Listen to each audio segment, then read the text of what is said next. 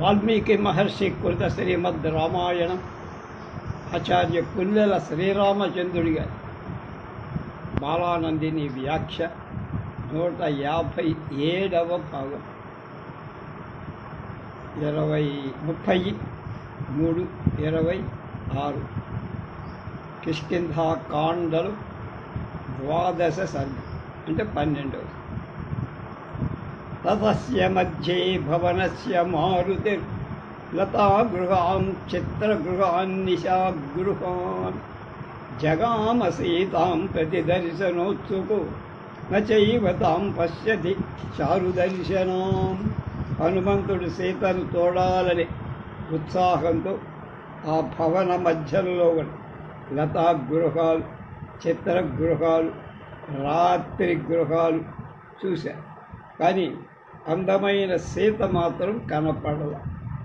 సచింతయామాస తతో మహాకవి ప్రియామపశ్చన్ రఘునందనజతం ధ్రువం హి సీత మ్రియతే యథా నమే విజన్వతో దర్శనమేతి మైథిలి. రఘునందనుడి భార్య అయిన సీత కనపడకపోవటం చేత హనుమ ఈ విధంగా అనుకున్నాడు మనసు. సీత తప్పక మరణించి ఉంటుంది, ఇంతదాకా ఉంటుందా అంచేత ఎంత వెతికినా నాకు అందుకనే కనపడదు. సరాక్షసానాం ప్రవరేణ జానకి స్వశీల సంరక్షణ తత్పరాసతి అనేనను మానూనం ప్రతిదుష్టకర్మణ హతా భవే ఆర్యపదే పరే స్థిత. పూజ్యమైన ధర్మ మార్గంలో స్థిరంగా ఉండి తన శీలాన్ని రక్షించుకోవటానికి ప్రయత్నించిన సీతను ఈ రాక్షసులు రాదు తప్పనిసరిగా చంపేసే ఉంటాడు. మొహమాటం లేదు. విరూప రూప వికృత వివర్చసు మహాననా దీర్ఘ విరూప దర్శనా సమీక్షత రాక్షస రాజయోషితో భయాద్విరస్త జనకేశ్వరాత్మజా.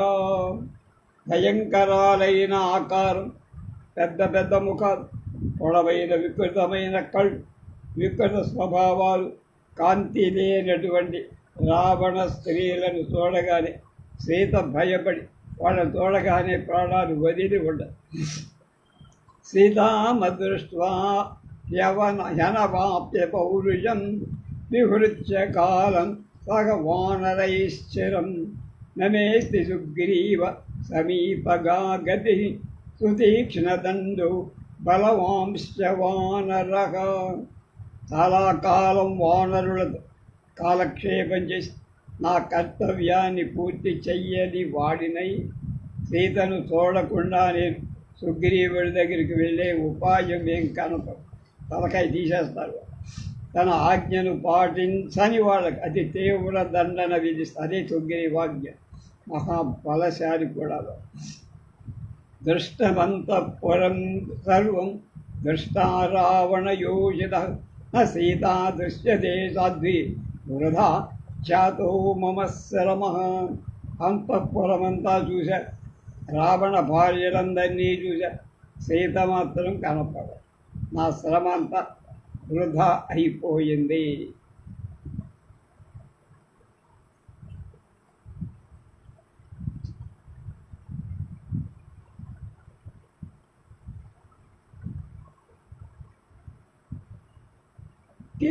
కిన్ను మాం వానరః సర్వే గతం వక్ష్యంతి సంగతాః గత్వా తత్తత్వయా వీర కిం కృతం తద్వదస్య నః.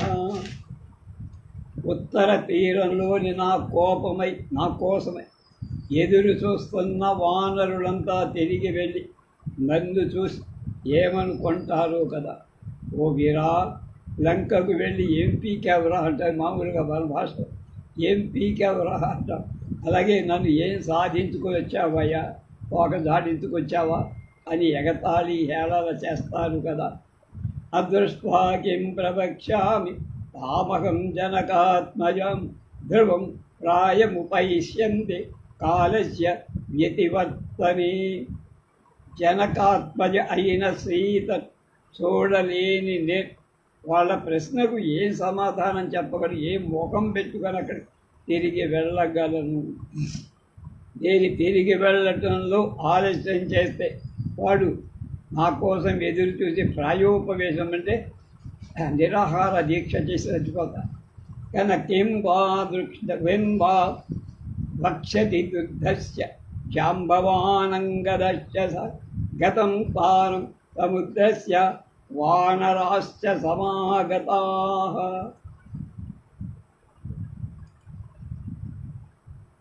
దేను సముద్రం వదలి ఒడ్డు చేరగానే వృద్ధుడైన జాంబవంతుడు మాలో పెద్దవాడైన అంగద వానరులు అంతా కలిసి ఏమంటారు? అనిర్వేద శ్రేయో మూలం అనిర్వేద పరం సుఖం అనిర్వేదో హి సతతం సర్వార్థేషు ప్రవర్తక. అనిర్వేదం దిగులు చెందకుండలు అభివృద్ధికి మూలం. అనిర్వేదమే గొప్ప సుఖహేతు. ఎప్పుడు అనిర్వేదమే అంటే దుఃఖించకుండా ఉండటమే మానవుడికి అన్ని పనులను ప్రవర్తింపజేసి అంటే ముందుకు వెళ్ళేట్టుగా ఏడుస్తూ కూర్చుంటే ఏ పని చేయదు. కరోతి సఫలం జంతో కర్మ యత్తత్ కరోతి సహ తస్మాదనిర్వేద కృతం యత్నం చేస్తేహం ఉత్తమం అదృష్టాం చ విచేష్యామి దేశాన్ రావణ పాలితాం. అనిర్వేదమే మానవుడు తలపెట్టిన పని సఫలం అయ్యేటట్టు చేస్తాడు. అంచేత నేను నిర్వేదం చెందా. ఇప్పుడు ఏదో పుట్టిన జబ్బు అది వదులుకో, ఉత్తమమైన దాన్ని పోగొట్టుకునే ఉత్తమమైన గొప్ప ప్రయత్నం చేస్తా అంటే దుఃఖాన్ని జయిస్తా. ఎంతవరకు చూడని రావణుడు పాలిస్తున్న ప్రదేశాలన్నీ మళ్ళా ఇంకొకసారి వెతుకుతా అంగుళం అంగుళం. అపానశాలా విచితాస్తథా పుష్పగృహాణి చ చిత్రశాలా విజితా భూయః క్రీడాగృహాణి చ నిష్కుటాంతర రథ్యాశ్చ విమానాని చ సర్వశః. ఇదివరకు చూసి వెళ్ళిపోయి మళ్ళా ఇంకొకసారి సెకండ్ అటెంప్ట్ అంటారే అలా. దేనింతవరకు మందు కొట్టేటువంటి గృహాలు పానశాలు, పుష్పాలు ఉండేటువంటి అలంకారాలు చేసే గృహాలు, చిత్రశాల పెయింటింగ్ క్రీడ ఆడుకునే గృహాలు, ఉద్యాన మధ్యలో ఉండే వీధులు, విమానం, భవనాలు పూర్తిగా ఇది సంచిత్య భూయోపి విచేతుముపచక్రమే భూమి గృహాంశ్చైత్య గృహాది గృహకానపి. కనుక హనుమంతుడు ఈ విధంగా ఆలోచిస్తూ భూగృహాలను, చైత్య గృహాలు, ప్రధాన గృహాలు, దూరంగా నిర్మించబడ్డ చిన్న చిన్న గృహాలు మళ్ళీ మాటి మాటికి వెతుకు కార్యసాధకుడు అలా ఉండాలని మనకు చెప్తారు. ఉత్పతన్నిపతంశ్చాపి తిష్టం గచ్చన్ పునః పునః అపాం వృణ్వంశ్చ ద్వారాణి కవాటాన్యవధాటయన్ ప్రవిశన్ నిష్పతంశ్చాపి ప్రపతన్ ఉత్పతన్నిప సర్వమప్యవకాశన్న వివద విచచార మహాకవి. హనుమంతుడు మాటి పైకి ఎగురు, క్రిందికి దూకుదు, ద్వారాలు వెతుకుదు, తెరుస్తూ మూస్తూ తలుపులు తోస్తూ లోపలికి ప్రవేశిస్తూ మళ్ళా బయటికి వస్తూ దిగుదు, మెట్లు ఎక్కుదు, భవనాలు ఎక్కుదు దిగుదు. ఆ ప్రదేశాలన్నీ మళ్ళీ గాలించాడు. చతురంగుళమాత్రోపి నావకాశస్న విద్యతే రావణాంతఃపురే తస్మిన్ యం కపిర్న జగామాసక. హనుమంతుడు రావణ అంతఃపురం 4 అంగుళాల ప్రదేశం కూడా మిగలకుండా చూశాడు, వెతికాడు. చతురంగళం అంటే ఇక్కడ అంటే హృదయ స్థానాన్ని వదిలే మిగతావన్నీ చేశాడు, చూశాడని పరిమి రామకృష్ణ శాస్త్రి గారి చక్కని వ్యాఖ్యానం. ఆయనే కాదు, మల్లాది రామచంద్ర శాస్త్రి గారు కూడా అలాగే చెప్పారు. కనుక హృదయం పెట్టల బుద్ధే పిచ్చారు. ప్రాకారాంతరబుద్ధ్యాశ్చ వేదికాశ్చైచ సంశయాః దీర్ఘిక పుష్కరిణ్యశ్చ సర్వం తేనావలోకితం. ప్రాకారాలలో ఉన్న వీధులు, చైత్యాల ఆనుకొని ఉన్న వేదిక, దిగుడు బావులు, పద్మ సరస్సులు అన్నిటినీ హనుమంతుడు మళ్ళీ మళ్ళీ మళ్ళీ మళ్ళీ రాక్షస్యో వివిధాకార విరూపా వికృతాస్తథా దృష్ట హనుమతా తత్ర నతు సా జనకాత్మజా. అనేక విధాలైన ఆకారాలతో, వికృతాలైన రూపాలతో, వికృతాలైన అవయవాలతో ఉన్న రాక్షస స్త్రీ హనుమంతుడి అక్కడ కనపడ్డారు. కానీ సీత మాత్రం అడ్రస్ లేదంటమే కనపడ. రూపేణ ప్రతిమాలోకై పరా విద్యాధర స్త్రియ దృష్ట హనుమతా తత్ర నతు రాఘవ నందిని. సౌందర్య విషయంలో లోకంలో సాటి లేని విద్యాధర స్త్రీ అక్కడ హనుమంతుడు కనపడ్డారు. కానీ సీత జాడలు. నాగకన్యా వరారోహ పూర్ణచంద్ర నిభాననా దృష్ట హనుమతా తత్ర సదు సీత సుమధ్యమా. బాగా పిరుదులు, పూర్ణచంద్రుడి వంటి ముఖాలు గల నాగకన్యలు కనబడి హనుమంతుడు కనబడ్డారు. కానీ అందమైన నడుము గల సీత పరమధ్య రాక్షసేంద్రేణ నాగకన్యా బలాద్ధృతా దృష్ట హనుమతా తత్ర నసా జనకనందిని. రావణుడు జయించి బలాత్కారంగా తీసుకొని వచ్చిన నాగకన్య హనుమంతుడి కనపడ్డారు. కానీ సీత మాత్రం కదా నసా జనకనందిని అని చివరికి అన్నిటి శ్లోకాలకి చివరి. సో పశ్యస్తాం మహాబాహు పశ్యంత్యాన్యావరస్త్రియ విషసాద ముహుర్ధీమాన్ హనుమాన్ మారుతాత్మజ.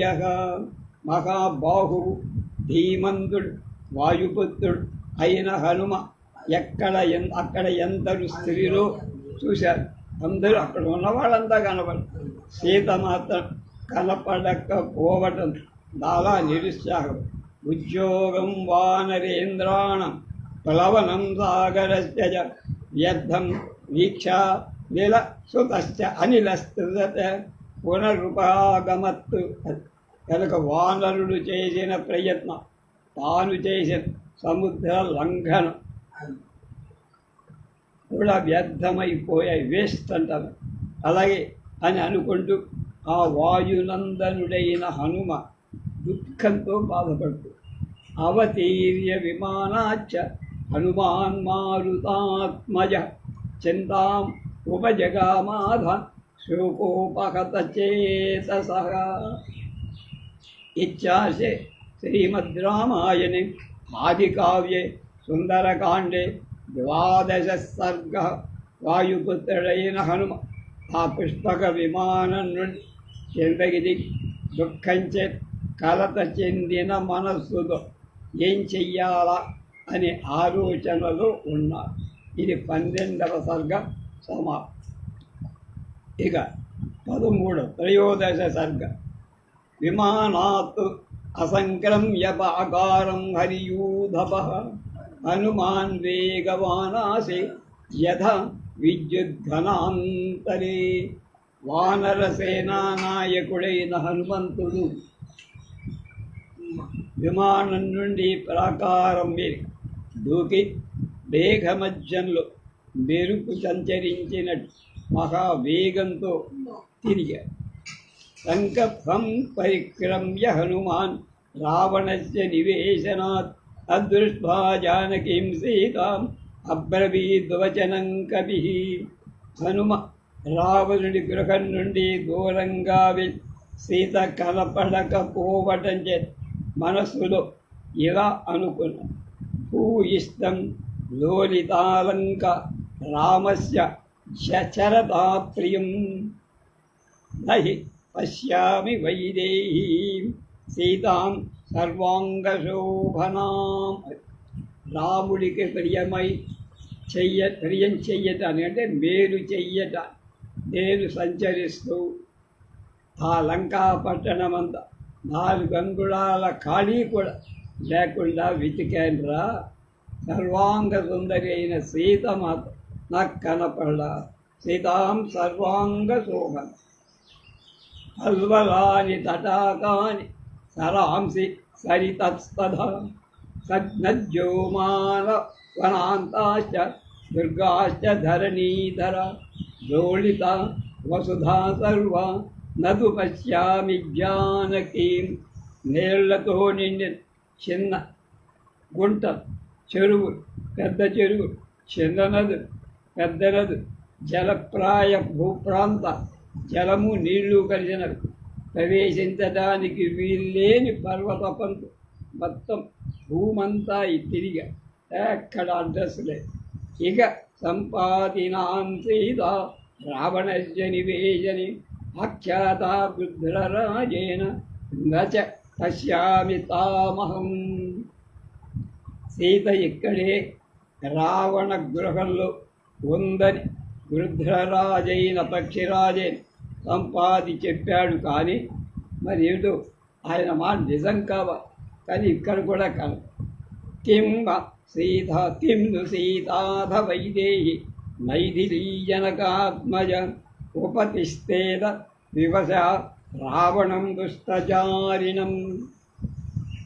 విదేహ దేశానికి చెందింది, మిథిలలో పెరిగింది. జనకుని కూతురు అయిన సీత చేసేదేం లేక పాపం దుష్ట ప్రవృత్తిగా రావణుని చేరి ఉంటుందా? అదొక సెకండ్ పార్ట్ అంటామే. క్షిప్రముత్పతతో మన్యే సీతామాదాయ రక్షస బిభ్యతో రామబాణాన్ బాణానామంతర పతితా భవేత్. రాముడు ఎక్కడ వస్తాడు అని రావణాసుడు రామబాణాలకి భయపడి సీత తీసుకొని అతి శీఘ్రంగా ఎగిరిపోతున్న ఆమె మధ్యలో కింద పడి చచ్చిపోయింది. అథవా క్రియమాణాయ పది సిద్ధ దిశేవిదే మన్యే పతితమార్యాయ ఉదయం ప్రేక్షసాగరం.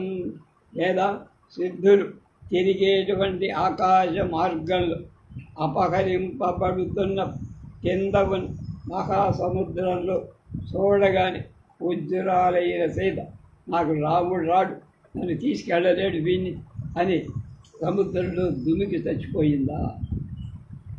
రావణశూలు వేగే భుజాభ్యాం పీడితేన చ తయా మన్యే విశాలాక్షాం శక్తం జీవితమార్యయా. ఎక్కడ జారిపోతుందో అని రావణుడు భుజాల గట్టిగా అదిమిపట్టి మహావేగంగా తీసుకుపోతుంటే, ఎందుకని రథాన్ని వెరగొట్టేశాడు జటాయు. విశాలాక్షి అయిన ఉజ్జురాలైన సీత ప్రాణాలు విడిచి ఉంటుంది. వాడి బాధ భరించడు. రావణస్య ఊరు వేగ అని పరిచ్ఛేదం చేసి రావణుడి తొడల వేగం చే అనే ప్రాచీన వ్యాఖ్యాత అర్థం కంటే రావణస్య గురు వేగేనా అంటే బాగున్నది. కానీ గురువు అంటే ఎక్కువైన వేగంతో అనే పరిచ్ఛేదం చేసి పై అర్థం చెప్పడం బాగుంది. అది పుల్లెల రామచంద్రుడి గారి వ్యాఖ్యానం. మామూలుగా ఏమంటారు అందరూ, ఆయన తొడల మధ్యలో చిక్కుకొని వెళ్ళి బాధపడింది అన్న కాదు. గురువు అంటే గొప్పదై వేగంతో లాక్కెళ్తుంటే బాధ. ఉపరి మామానం సాగరం క్రమసప్తదా తస్పదా వివేష్టమానాపదిద సాగరే జనకాత్మజ. రావణుడప్పుడు సముద్రాన్ని పైన ఎగురు పెడుతున్నప్పుడు అతని చేతుల అటు ఇటు పెనుగులాడుతున్న సేపు సముద్రంలో పడిపోయి ఉండొచ్చు కదా అనుకుని. అహో క్షుద్రేణ వామేన నానేన రక్షంతి శీలమాత్మజ మాత్మన అబంధుర్భక్షితా సీత రావణేన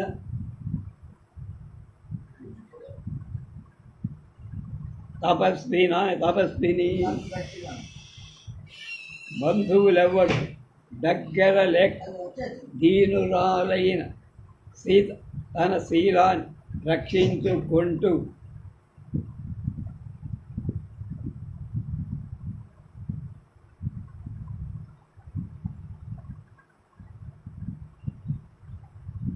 రావణుడి లొంగకుండా పోతే ఆ నీచుడు ఆమెను తినేశాడేమో ఇదో అన్ని ఆలోచనలు. అథవా రాక్షసేంద్ర పత్ని విరసితే క్షణ అదుష్ట దుష్టభావాభిభక్షిత సా భవిష్యతి. ఒక్కవేళ అది కూడా కాకపోతే నల్లని కళ్ళు సద్బుద్ధివంతురాలు అయినటువంటి సీతను ఆమె సౌందర్యాన్ని అసూయ చెందే రావణుల భార్యలు ఏమైనా చేసి ఉండొచ్చుగా. అలా సంపూర్ణ చంద్ర ప్రతిమం పద్మపత్ర నివేక్షణం రామస్యధ్యాయతి వక్తం పంచత్వం కృపణాగత. దీనురాలైన సీత పూర్ణచంద్రుడితో సమానం పద్మనేత్రాల వంటి నేత్రాలు కలది అయిన రాముడి ముఖంచే ధ్యానిస్తూ విరహ బాధచే మరణించిందేమో. ఇన్ని ఆలోచనలతో అతని మనసులో హా రామలక్ష్మణేత్యేవం హా అయోధ్యే చేతి మైథిలి విలప్య బహువైదేహి న్యస్త దేహ భవిష్యత్. కనుక విదేహ దేశంలో పుట్టిన అంటే మిథిలలో రాకుమారి జనక రాకుమారి అయ్యో రామా అయ్యో లక్ష్మణ అయ్యో అయోధ్యానగరమా అని ఎంతగానో విలపించి ప్రాణాలు పోగొట్టుకుని ఉండొచ్చు.